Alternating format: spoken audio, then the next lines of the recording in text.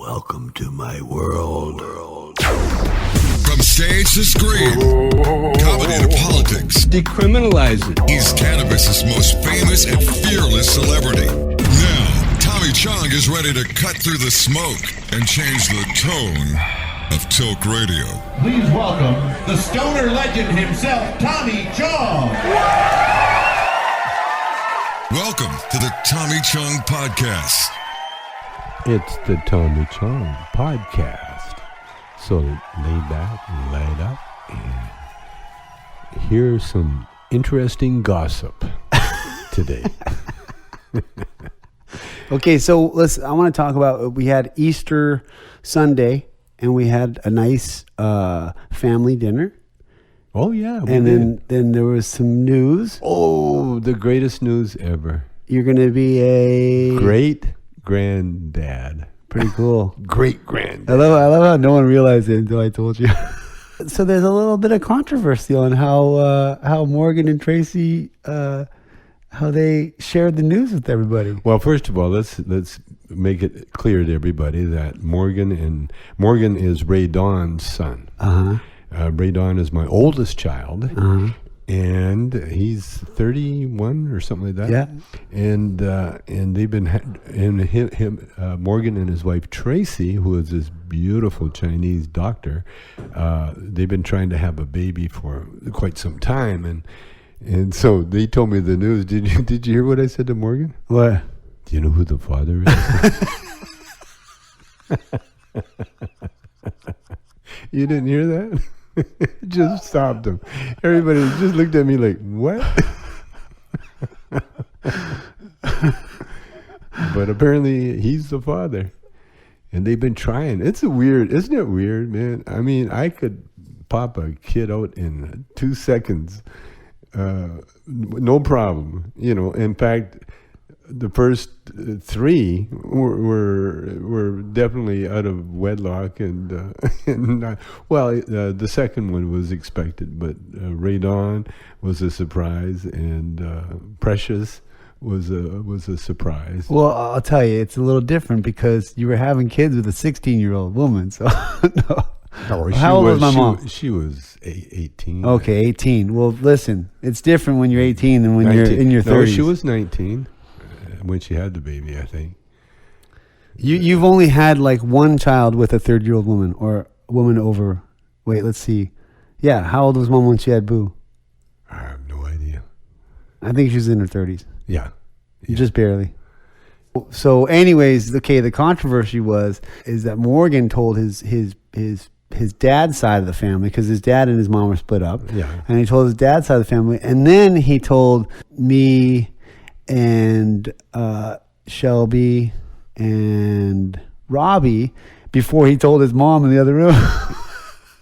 And I didn't get it. I didn't get what was going on there, but I could tell there was some hurt feelings, and I could see the way Ray Dawn reacted. She had hurt feelings because she started saying, "Whoa, I wonder if this kid's gonna look like a." She said it's either gonna be beautiful or the weirdest looking kid ever, and I'm like, well, "What are you saying?" What? Oh, she said that? Yeah, but you got to see where it's coming from. She got her feelings hurt. So you do those uncontrollable things when you get your feelings hurt. Well, the thing you say hurtful things. No, I'll say this, and then I won't say anything more about my family. Well, you don't have to worry because they don't listen to the show. We're allowed to talk about stuff. No, Ray Dawn has been kind of torturing Morgan and Tracy for a long time. About having a child? About everything. Remember when they had the wedding? Ray Dawn showed up unexpectedly with some guests, and Morgan and Tracy are so anal about everything. They had everything planned down to the penny, and Ray Dawn shows up with a friend and his wife and a kid, and there was nowhere to sit. And so they literally had to tell Ray Dawn's friend that there's no room in the inn. Yeah. And Ray Dawn's, I raised her, and she's a wild child, and she's just used to getting her own hippie way, Yeah. Whatever she want, show up with strangers, Yeah. I mean, that's Ray Dawn. She's been a free-spirited child all her life. Yeah. Yeah. And famous too. So, when you're famous, you you don't wait in lines. You don't ask people if you can invite people. You're famous. Yeah, you know? rules don't apply to this. Yeah, at all. At all, man. And there's these, everybody falls out of their way to And pull up an extra chair. And she was really, I mean, she's famous now, but she was really famous in the 80s, extremely famous. Yeah, she was. And famous in in the news and in movies famous, but then also in the scene famous. There's a certain celebrity of just being known by celebrities. Yeah. No, Ray Dawn was very, very ahead of her time in so many ways. I mean, she paved the way for Halle Berry and all the mixed girls that came up. Before that, they had movies about being black. So you think this was just a little? I don't think they consciously do that stuff, but it's just a little. Maybe they were just worried about what her reaction was going to be, or I wonder why. Well, like I said, when you treat your kids like a buddy, like a friend. Oh, I see what you're saying. Then you don't get that sort of grandma approach or respect that everybody gets, because she's not like one of those kind of very proper moms. Yeah. Oh, I see. Oh, you're making a good point, Dad. Yeah, you know what I'm saying? Yeah. I mean, Ray Dawn. If you're a wild woman mom, yeah, you're gonna get treated like a wild woman mom. That's right. If you're a very thoughtful straight mom, you're gonna get treated like a thoughtful straight mom. Yeah, and you can't have both ways. You can't be the best friend and then all of a sudden be the patriarch or the matriarch of the family and get that respect. Oh, I get it. That's what you give up. Yeah, I see.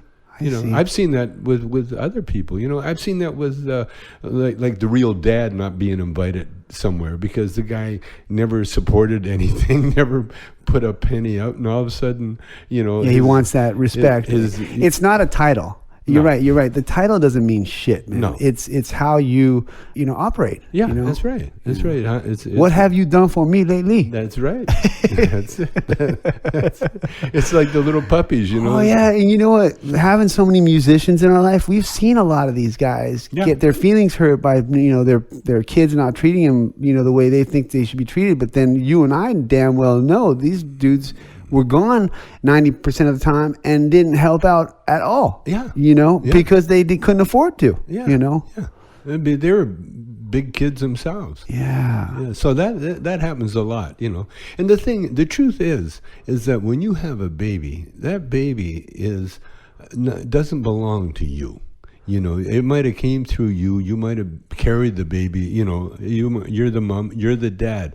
But that kid is by himself. He is an individual, totally by himself. And sometimes they bond. Whoever feeds them. Basically, that's who they bond to. Yeah. So many rich kids have grown up and bonded with their nannies. Yeah. It's their nanny that well, really that's the rich cries. kid thing. Yeah. Or the housekeeper. Or the housekeeper, the nanny. In a lot of cases, aunts, uncles, like Jack Nicholson. Or your coach. Like Jack Nicholson, for instance. He was raised by what he thought was his sister. But he was born, kind of early out of wedlock, and so he didn't know that his sister was his mom. Oh, and so he was raised, he's kind of screwed up that way, because it's funny how society used to treat unwed mothers. They still do in parts of the world.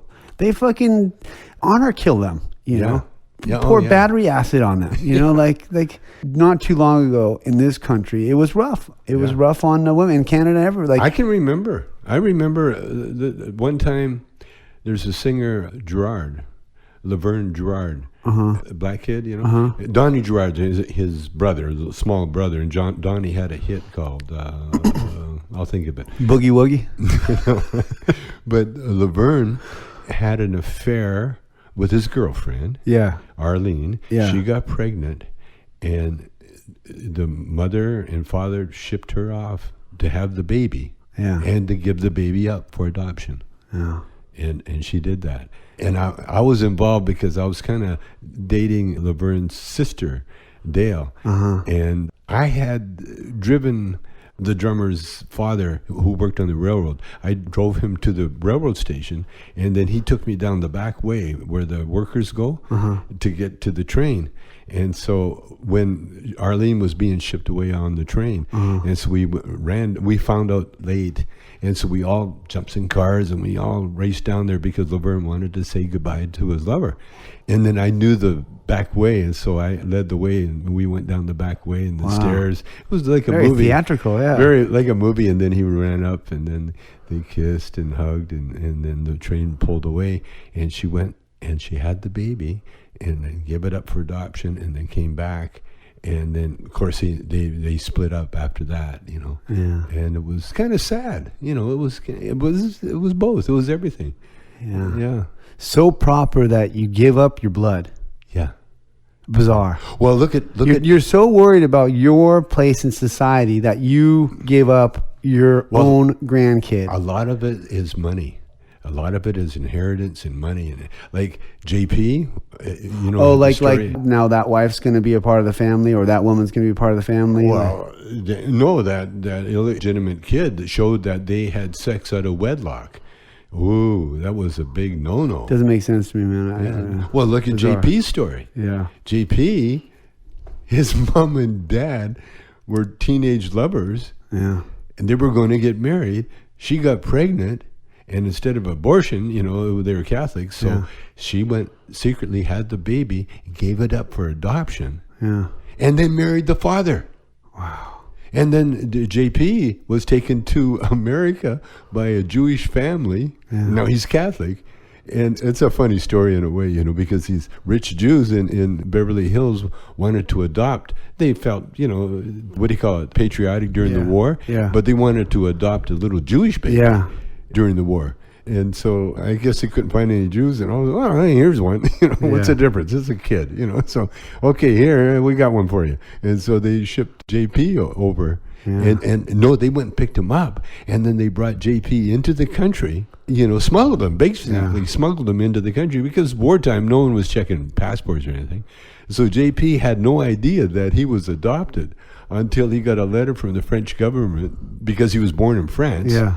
And every citizen has to join the army, you know. And so JP gets a letter in Beverly Hills that he's wanted to join the army. Yeah. And so then his father told, and I guess his mother told him the truth of what was going on. Yeah. And JP said, oh, that makes a lot of sense, because he was never allowed to go to temple with everybody else because he was Catholic. Which is bizarre. And he couldn't figure out how come. And he loved it, you know, because all the kids had to go to temple, and he was excused so you can go ride his bike and have a good time. Yeah. And then JP, then he found out the truth. So he went to the French army to apply, and of course they didn't need him. They just wanted to see him and make sure that he showed up. And then they said, okay, you can go home. So he's trying to get back to America. Yeah. And he couldn't get in the country because he never had a passport. Yeah. So then his father had to intercede, you know, try to get him a passport. And the only way they would let JP in the country was that he had to join the army. And so he became a pilot. Mm-hmm. You know, then he got a citizenship, and then he got shot down. And what a great story. We got to do a movie. So, man, another friend of mine I found out was pregnant. I was at an Easter party, and this girl, Lorraine, she's married to my buddy Jason. And Lorraine, you know, she's like late 30s, maybe early 40s, I'm not sure. But she has like a full-grown boy who's like, I think he's like 20 now. You know what I mean? Uh-huh. And so Jason's around her age, around my age, and you know, I guess he thought, okay, well, she's already had a full-grown kid. I guess maybe we're not going to have a kid, but I love this woman, whatever. She's, you know, my dream girl. And then I see her at the party, and she's freaking pregnant, man. She's like, you know, no doubt about it. You know what I mean?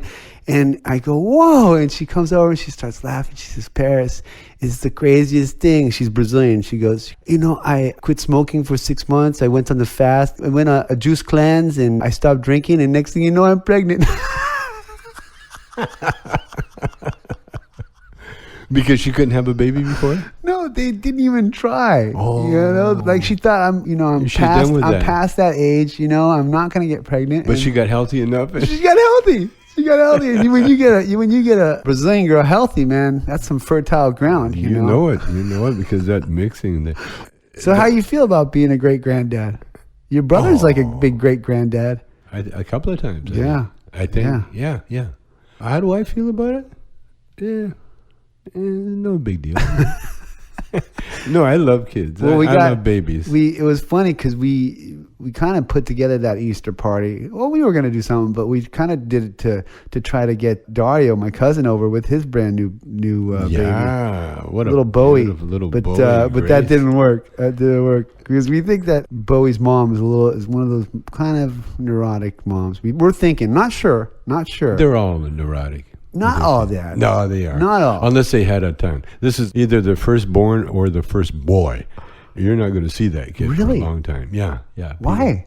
Well, people are, the way they are, especially beautiful women. Biological stuff's going on, like. Well, it's so protective of this new little infant. They don't want them around strangers. People breathing on them and picking them up, germs and stuff like touching that. them, and it's bullshit. But that's the way it is. Yeah. They got to do what the Native Americans used to do. When after they had a baby, take that baby down to the creek and dunk him in the cold water. Yeah, I like that. Yeah. I like so Tracy's mom is from China. Like she's a real, Chinese woman. Country kind of woman too, huh? And she was funny. The story she says, she told her daughter, she says, "Oh, lift up your skirt. I need to see your belly." Sure. She needed to see what the belly looked like. Yeah. Yeah, and she could tell. They can tell. I mean, really? No, they can tell. Come on, man. They can tell. Don't poo-poo that. And then you're gonna like read some tea leaves too, and they can tell. They can tell that stuff, man. Hey, that's voodoo, but that shit works. But poor Tracy, she says she's had like morning sickness, but apparently it's like Morgan said it's not morning sickness. It's just sickness. You're sick all the time. Like it's morning sickness. Yeah, it's nausea. But she feels nauseous all the time. So how's it morning sickness? Yeah. It's like. Well, they call it that. You get it in the morning, but. The thing is, you don't want to dwell on it, I mean, it's just like, it's okay. Come on, let's go. Just keep busy. That's really the key, get your mind off it. Maxine, Robbie's mom, she had the worst sickness ever. And that's the whole pregnancy? Basically the whole pregnancy. And then she had to have a cesarean. They had to cut her open for Robbie. And Robbie came out perfect, but Maxine never even thought about having another baby. No way, huh? Oh, no. That was it? That was it. That was a tough one. Was there any other female Sneeds? No. No, huh? Just Maxine. Yep. So Maxine. she had hers, and that was it, huh? She had her. And Floyd and Bernie had. She had her Robbie. Did Floyd have any more of the kids? Floyd had 3. From Sandy? From Sandy? Yeah. Or 2 from Sandy. 2, and then the boys from another woman, right? Yeah, a girlfriend. Yeah. Musician style. Huh? Oh, yeah, totally. Musicians or basketball player style. Well, I think basketball players are like, they take how many did Sean Kemp have? He had 11. No, dude. He had 17 at that one count. He's probably up in the 30s or 40s right now. Well, those guys are in big demand, those big baby makers are. That's what we were going to do with Kareem. That's what Cheech wanted to do with Kareem, Put him out to pasture, and sell his sperm. Yeah. Okay, we're going to take a break while we digest that last one. You're listening to the Tommy Chong Podcast, only on CannabisRadio.com. The next generation of vaporizers has arrived. Vuber vaporizers are blazing the way with unparalleled technology for oil, concentrate, or dry flower pens. Providing unsurpassed customer service and expert craftsmanship, Vuber vaporizers use cutting-edge technology, providing a power-packed, smoother vapor with a lifetime guarantee. Experience vaporizing the way it was meant to be. The Vuber way.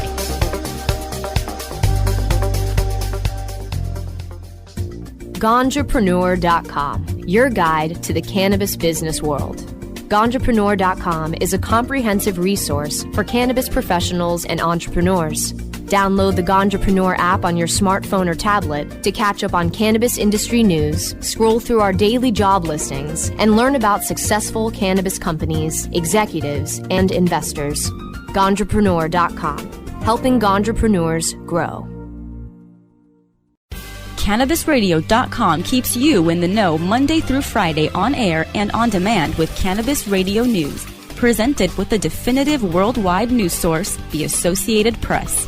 Stay informed with exclusive news on all things cannabis.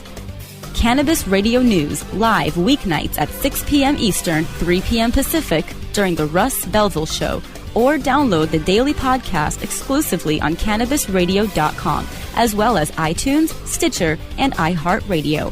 When breaking news happens in the cannabis industry, Cannabis Radio News delivers the details first.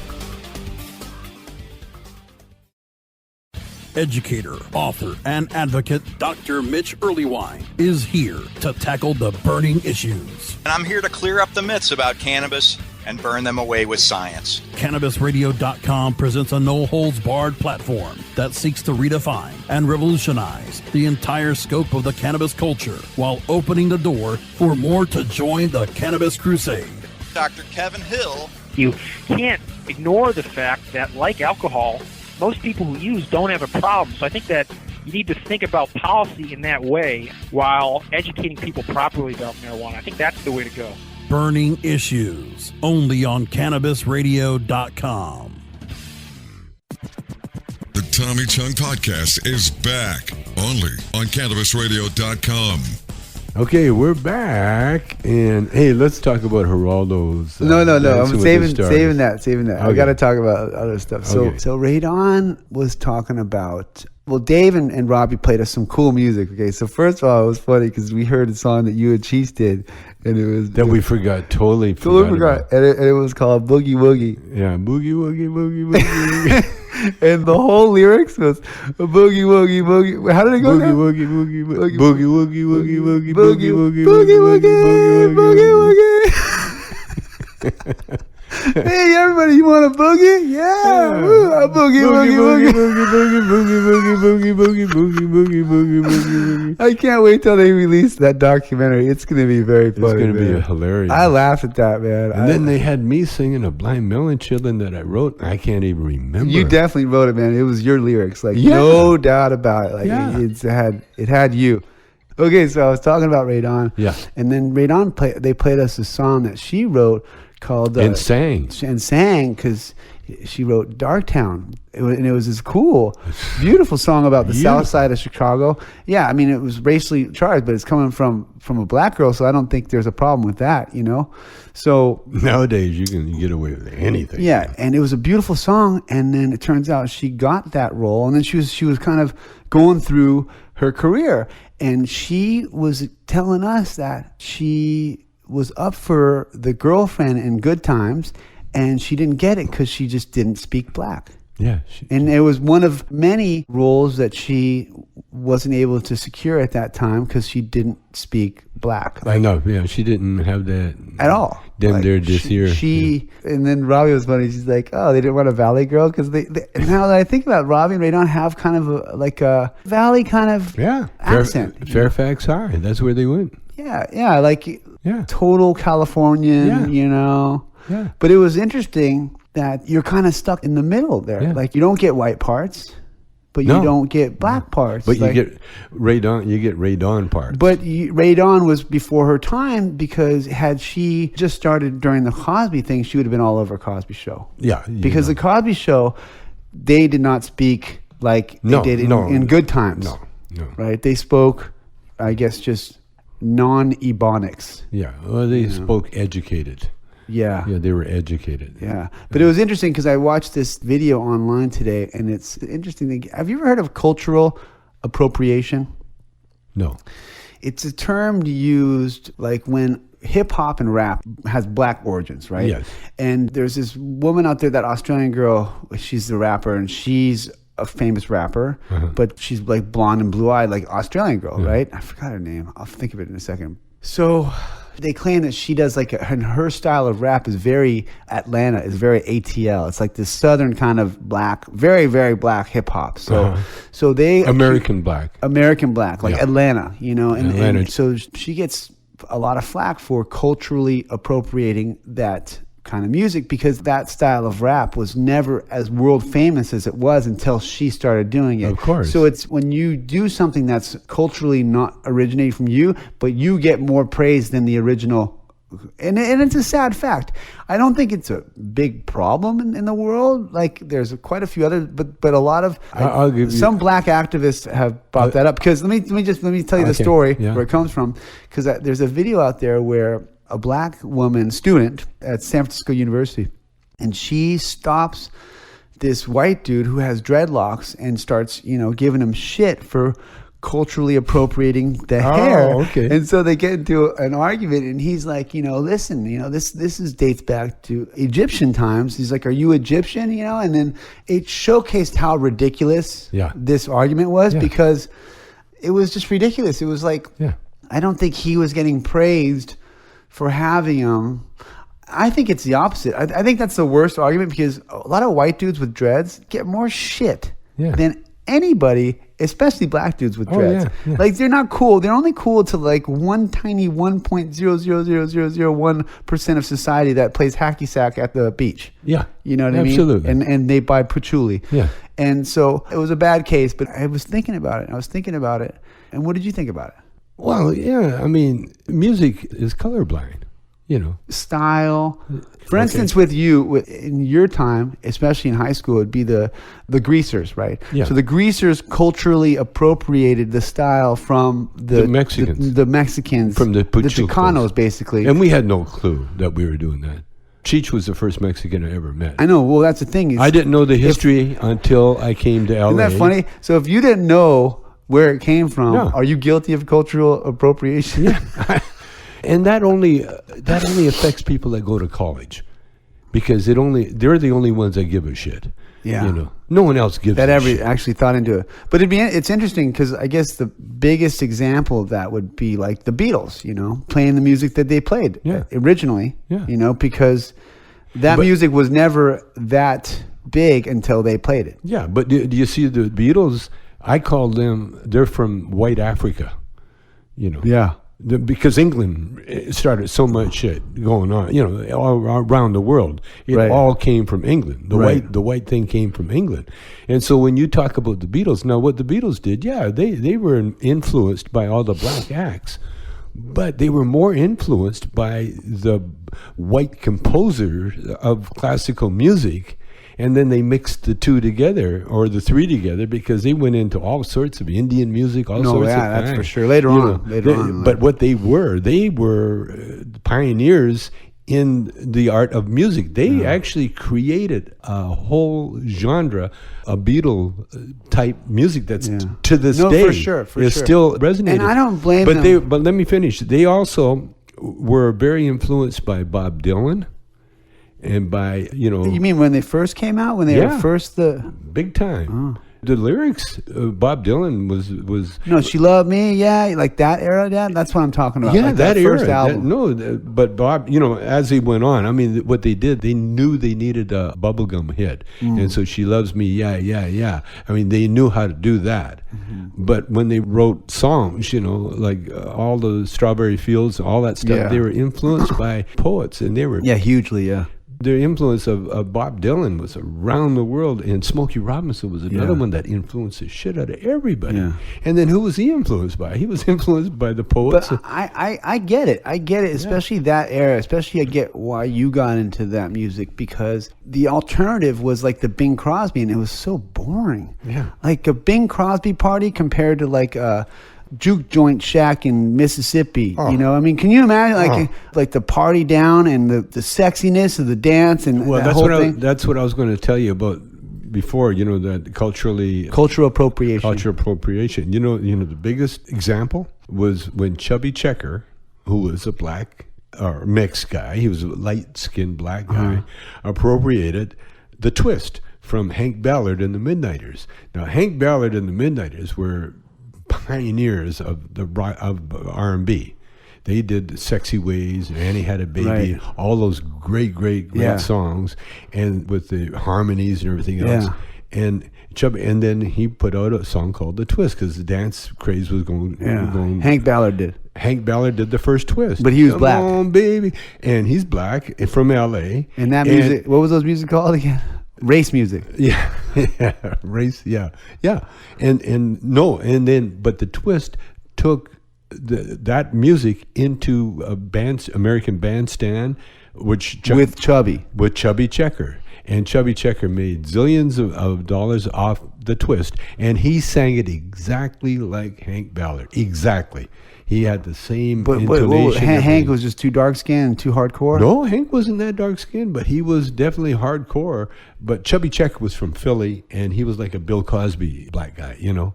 But he probably had the machine, the marketing machine, obviously behind him. He had the white record, or the Jewish record producers behind him, and that's how they did it. Yeah. And Georgia Gibbs took another one of Hank Ballard's songs and was like, "Work with Me, Annie."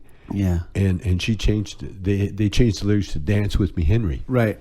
Dance with me, Henry, all night long. You know, Georgia Gibbs is this white chick. Yeah. And she's doing her thing. You know. I remember one time I was looking for a band after we broke up, the first band in Vancouver, and I was in Calgary. I wasn't with the brothers anymore, you know.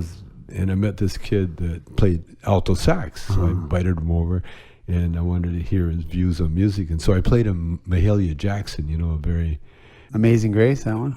No, one of those, you know, it was soul song, and he said it sounded like Georgia Gibbs or something. Yeah, but the whole cultural appropriation thing, it seems it's a ridiculous movement or argument, because what better way to cross the racism lines than to have that bridge where that kid who's white likes certain things that aren't white, and then that turns the white kids onto that and opens their mind, to it. Yeah, so, Eminem is another great example. Well, he didn't culturally appropriate anything, because Eminem's style is Eminem style. Yeah. And he's legitimately from the hood. Yeah. He's from 8 Mile. But he's a white guy. Yeah, he's a white guy. Yeah. I met guys like that. You know how you could tell in Detroit, the ones that were hardcore, is that all the white people that when the riot's happening, all the real white people got the fuck out of there. Yeah. They left. Yeah. All the brother white people, they stayed. Yeah. And they looted. They were right there with the brothers, man.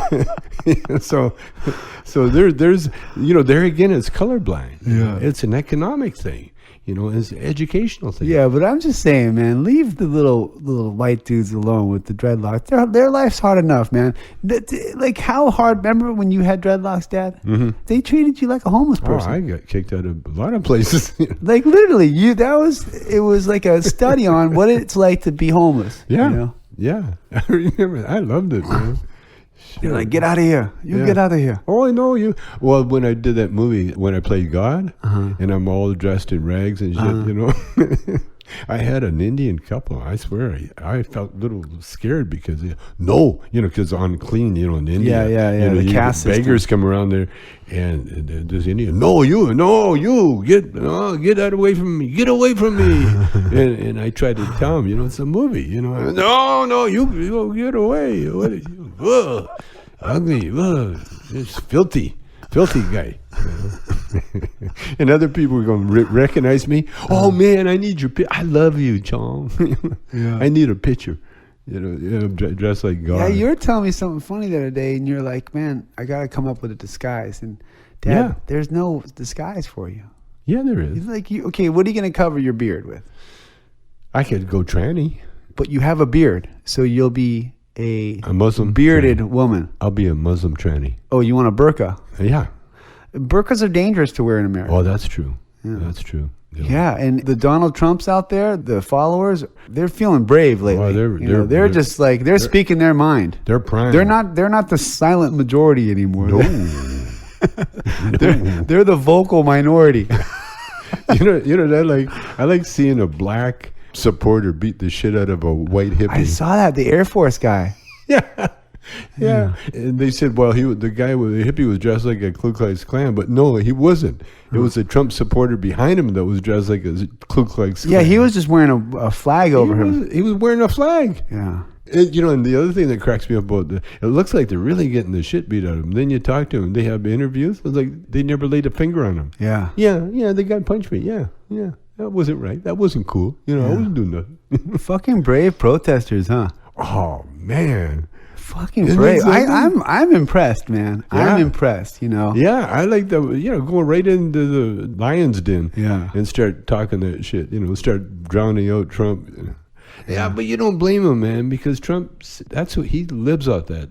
Thing. But it was a trip seeing the black Air Force guy fucking tuning. I mean, he was going at him too. Yeah. It was like, dude, they failed to remember how many cameras are on them. One of my favorite things to watch nowadays, it's called like Cop Watch or something like that. Yeah. And it's like these nerdy guys that are just filming cops, and For purpose. And I saw one where the cop was like, "What are you doing? What are you doing filming this area over here?" And he goes, "I'm allowed to film, sir. I'm in public. You're not on public property. You're trespassing." "No, sir. Yeah, that's a lie. I'm on public property." And then he's like, "Well, let me see. I need to see some ID. You know who I am. I need to see some ID." He says, "No, sir. I'm not giving you ID, sir."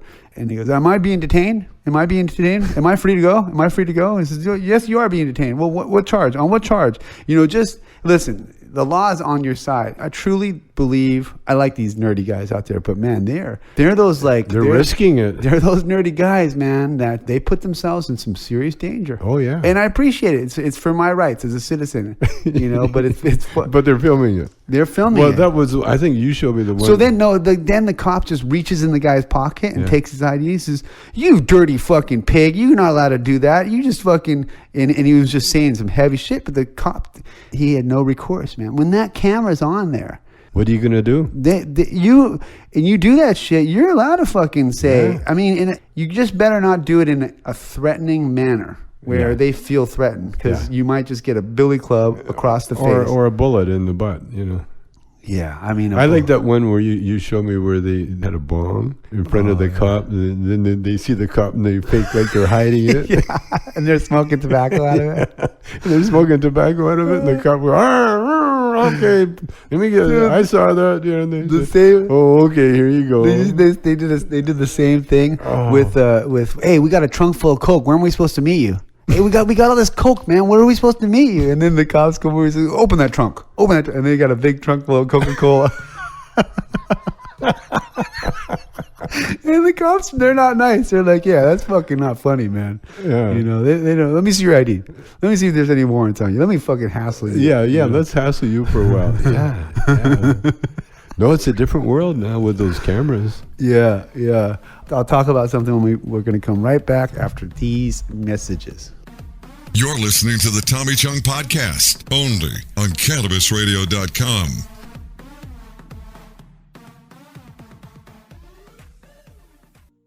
From high atop Mount Soledad in San Diego, California, 100 feet above sea level. Good morning. It's good news with cannabis nurse Heather. This plant is amazing. Positive change is happening. We did it. No matter who you are, you can make a positive impact on the world. I would rather be illegally alive than legally dead. And that quote helped to give you strength. Nurse Heather is only on CannabisRadio.com. Good morning, cannabis nurse Heather. Cannabis Confidential with Dr. Dina. Candid. I want to give you the inside story. Captivating. I want to introduce you to my kind and amazingly talented friends. Compelling. We get to meet some of the most amazing cannabis activists and warriors around. Listen in as medical marijuana pioneer Dr. Dina shares never-before-heard stories, chats with cannabis insiders and celebrity friends, and provides invaluable perspective and insight into one of the fastest-growing industries in the world. I want to share with you what was once confidential information. Let's expose the truth, discuss the issues, and learn the facts. Cannabis Confidential, only on CannabisRadio.com. The Tommy Chong Podcast is back, only on CannabisRadio.com. We're back. Oh yeah. So having the body cams with the cops, Mm-hmm. So I've had this situation before, and a couple of my friends really have jealous girlfriends and wives, right? Okay. So I was thinking, it'd be funny is if like, okay, when your wife when you're alone, you just turn on your body cam, so your wife can check in on you, and you're like, yeah. Hey, babe. Well, they got that, what do you call it, FaceTime? No, I know FaceTime, but then, you can not answer it, you can answer it. What if they had the jealous girlfriend body cam, so no matter what, it's always on. You just, whenever they feel like tuning in, they can tune in. That's going to happen, isn't it? I would wear it just to get that chick off my back. Like, you see, I told you I'm not fucking anybody. You know what I mean? Yeah. Why not, right? Yeah, but what are they doing when they're accusing you? That's the thing. But you don't want to go there. I don't care. I don't go there. I learned a long time ago to don't go there. Yeah. Because then you go crazy. Yeah. Oh, I like how some guys they go, oh man, well, but she was with that guy and she was with that guy. It's like, yeah. Have you heard of a shower? And soap and water. Yeah. That's what happens in between. You know what I mean? Like, yeah. It's weird how people get so possessive. Yeah. Like they're your property. Yeah. Maybe in Saudi Arabia or Afghanistan. Well, there again, you see what the results of that kind of mindset is. It's true.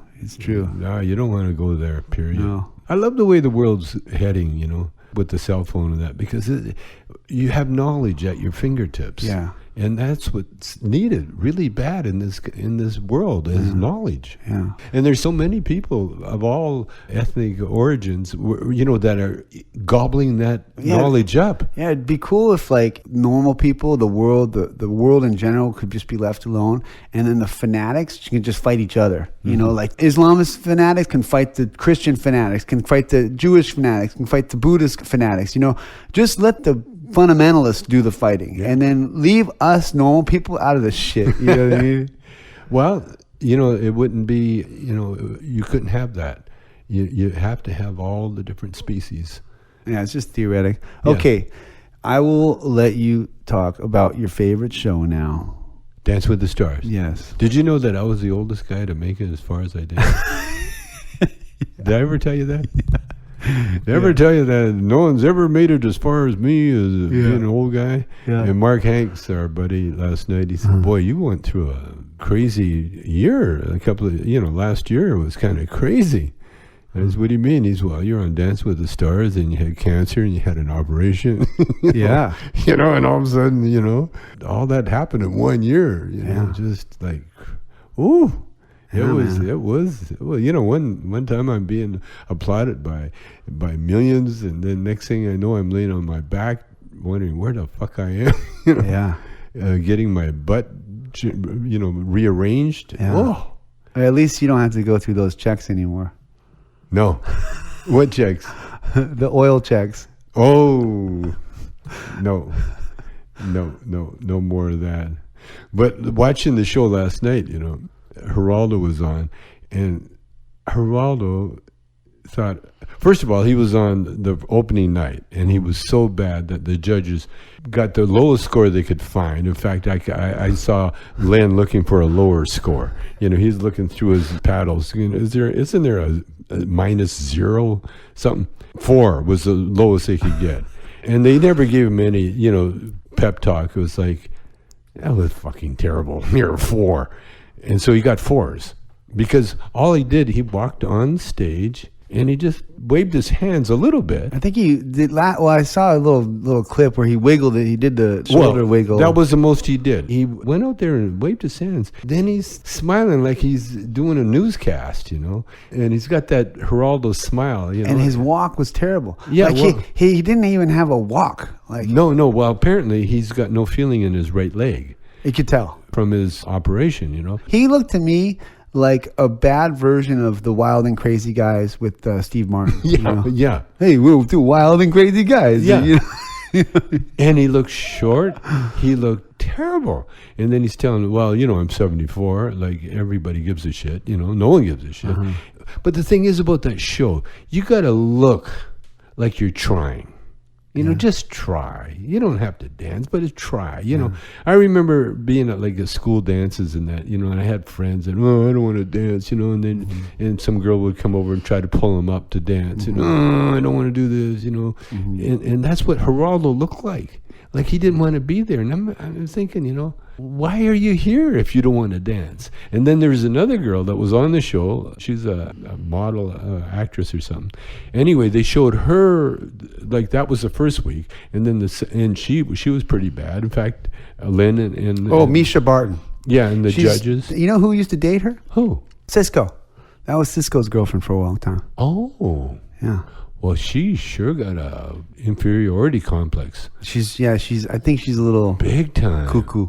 Oh, no kidding. Yeah, she's got some mental issues. How did she get on that show? She's like partly famous, kind of. Because it showed the rehearsal, and she's with the dancer that, you know, I know. Kyo? No, he's a Russian. But he's Bardem. Yeah. He's with Bardem, and Bardem was, you know, he's beautiful dancer. Yeah. He went pretty far with the older actress. Yeah, and he tried to teach her, and she just refused to learn. He said, no, you're starting on the wrong foot. Oh, it's on the wrong foot. And then she just quit. She shut down. I'm not doing this. Pouted. And then when she got on the show, it was so bad. The rehearsal was so bad. And then when she did the show at night, it was even worse. Yeah. And she was crying before she even got in front of the judges. She was crying. And the same thing. The brunette, right? Yeah. And then she was kind of walking in between the band. Yeah. And then Doug Flutie was the third guy that was going to get kicked off. Now, Flutie was a quarterback. Yeah. But can't dance with a lick. Really? But he's got that competitive spirit, you know. So he's gonna give it all. So So the first night he was terrible. The second night, the next week, he wasn't bad. He did a pasodoble. You know, they always give them, and they said he was built for that too. Yeah, and he's a football player, and he knows how to do the drills, and so it's a football drill basically. You know, so the only thing they don't do is say hike and you know and run for a pass, and so he's doing his football drills. And so the three couples are picked to be the lowest score. Yeah. I mean, the lowest. So Misha's going next week, huh? The lowest. But Geraldo not only can't dance, but he comes out dressed like Donald Trump. Yeah. He's got a Donald Trump wig on, and he says that Donald's a friend of his that he's known from the 70s. And he said, Donald's going to like this. You know, and then I tweeted, I said, yeah, he did a perfect Donald Trump impersonation. He was the first to get kicked off. and that's what's going to happen in the election. You know, it's like if he makes it to the final, Republicans are just going to lose every seat in the House and the Senate, and probably the Republican Party will probably fold. Yeah. You know, they'll probably say, well. So you know who I was impressed with is the Paige Van Zandt girl. She's the fighter. Oh, because she's good. She only had 2 days to rehearse, right, or 2 hours to rehearse. With 24 hours with her new partner. Yeah, and she did that flip over the back of him. But did you hear what happened? What? She kind of got in. Well, she's a fighter, right? Yeah. And so she got into Mark's head, and it's not hard to get into Mark's head because Mark, he's kind of on the edge, you know. So she says, "You're not big enough to pick me up." Are you sure you can do this? She says, you're hardly bigger than I am. You know, you're as big as me, you know. And she kept reminding him I'm 150 muscle. Yeah. I'm a fighter 150. Yeah, and so she said, she got totally into his head. So at rehearsal, sure enough, Mark tried to pick her up. Boom, there goes the back. Oh, wow. He threw his back out. Wow. So he's going to be out for a while then, huh? Probably. I don't know how he's going to recover. But she did that trick with that guy, man, and it was like a flip over the top when you grab the legs and flip around. She said, I treat it like a fight. You know, she says, like, you train for an opponent, and then all of a sudden he gets hurt, and you get another opponent. Yeah. So it was no big thing because Mark couldn't pick her up anyway. She had more confidence with this other guy. I know how he feels, man. Because when I was on the show, Peter had this one part where I pick her up and flip her around. I said, Peter, I can't do she's solid. And so I said, okay, here's what we do. You got to jump, and I'll fake like, you know, as you're jumping, I'll fake like I'll pick you up. You know? And well, that's what dancers do, you know. Yeah. You know, and that's what good dancers, you know, that's what they do. They help the trick. So all you're really doing is balancing them. Yeah. You know, you don't have their weight. Yeah. You know, but that's one trick that I had to learn, and I couldn't pick her up. I swear to God, man. Couldn't do it. Huh? I could hardly pick up my own fucking arm, you know, let alone pick up a human being. It's killer out there. You know, it's killer. I mean, you know, it looks easy because these dancers doing it all their lives, you know. Yeah. I had I'm doing tango now. There's one step where I got to step straight. And my instinct and my training was to turn that foot a little bit to where you're going to turn, like cheat a little bit. Yeah. And so that foot would just automatically go a little bit to the right, and it doesn't look good. And so I had to go in the basement and work on putting my foot straight and turning to the right. Right. I spent all day doing it, and finally I went to rehearsal, tango rehearsal, and I could do it. But, oh man, seeing Geraldo looking, and he's not funny, and no, first of all, no one likes Trump, and I don't think too many people like Geraldo anymore, because Geraldo kind of he kind of gave up the ghost, What do you mean? He was a spokesman for the left for most of his career. But they all go Dennis Miller. They all do. They all do. And Dennis Miller went that way too, but no, not all of them. I never changed. Yeah, but you're the real deal. Those guys are all scared white men on the inside. Yeah, they're just going for the money. They're just going, the money's there. And they're scared white dudes, When they get older, they get older, scared. They get scared. When they're young, they're hip, they're cool, they're hanging with you, and they're older, like, oh shit, that's my stuff, don't touch it. Oh, I need a gun. Yeah. I need to go get a gun. Yeah, I need a gun because someone's going to come coming for me. Yeah, us against them. I hated that, man, because I was so into Geraldo's mindset, early in his career, I mean, he was the guy that was going, doing stuff.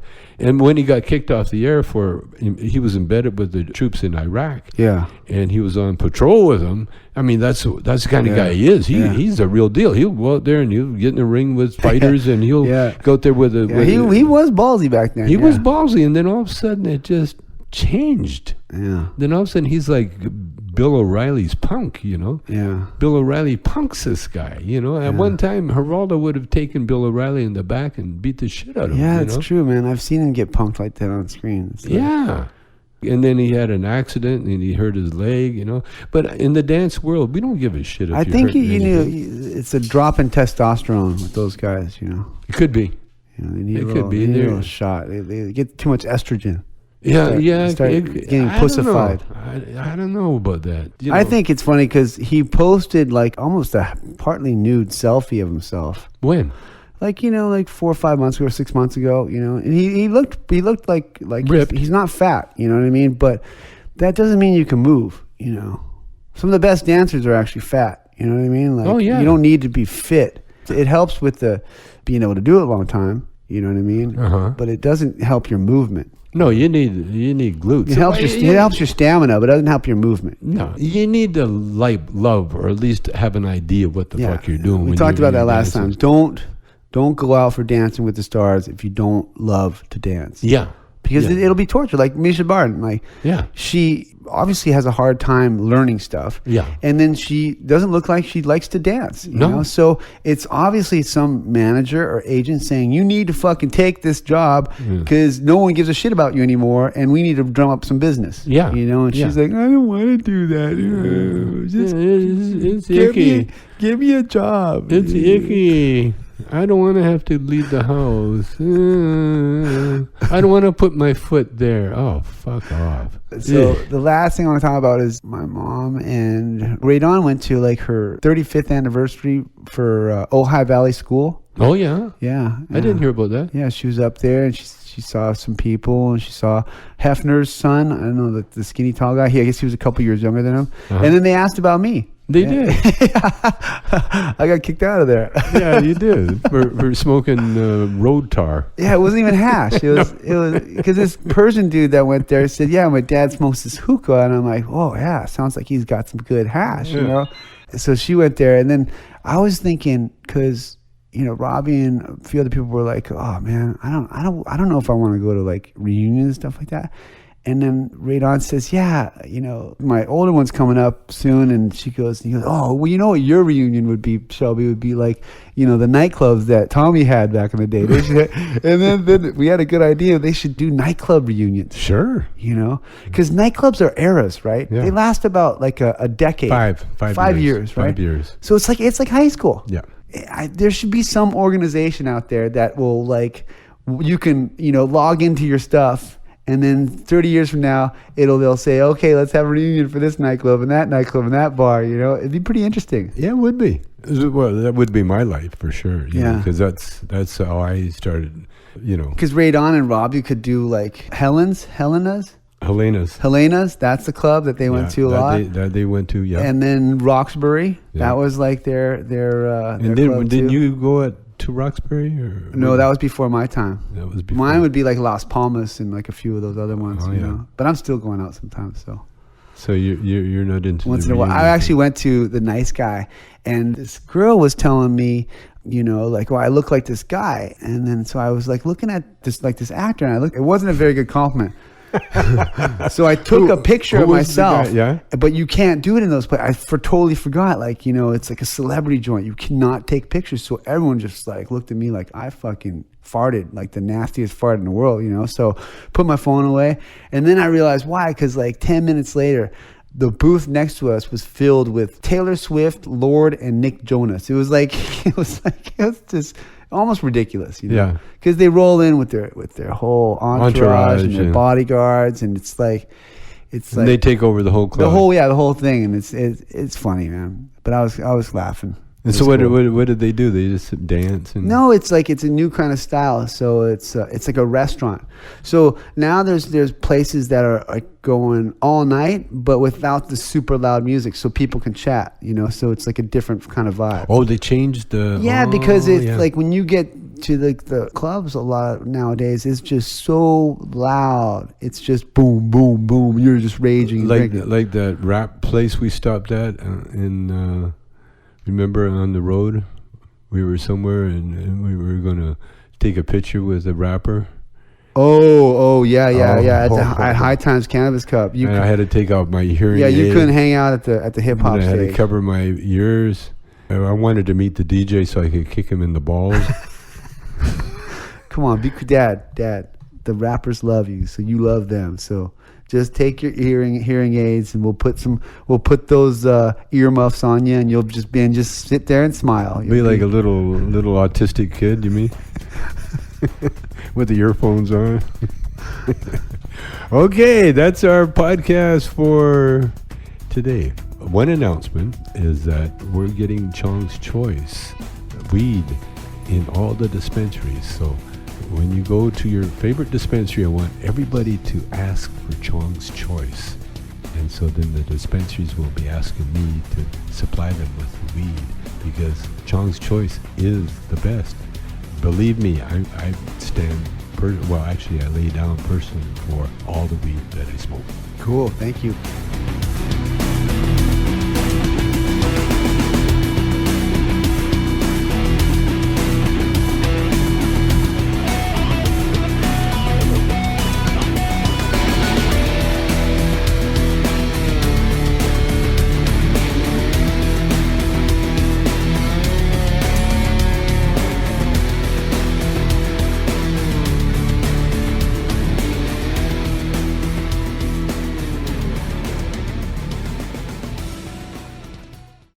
The opinions expressed on this CannabisRadio.com program are those of the guests and hosts and do not necessarily reflect those of the staff and management of CannabisRadio.com. Any rebroadcast or redistribution without proper consent of CannabisRadio.com is prohibited.